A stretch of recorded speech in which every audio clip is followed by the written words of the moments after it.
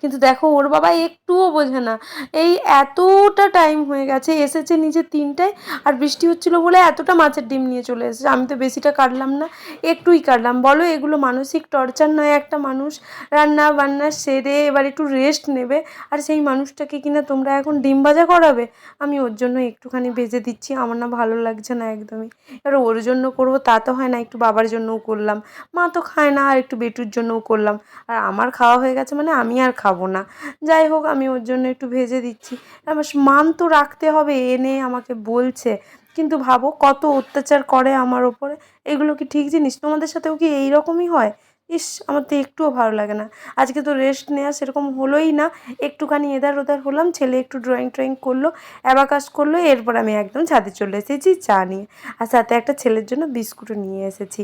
আর ছেলে এক্ষুনি বলতে বলতে চলে আসবে, দেখো না, মামাম মামাম ডাক দিচ্ছিল।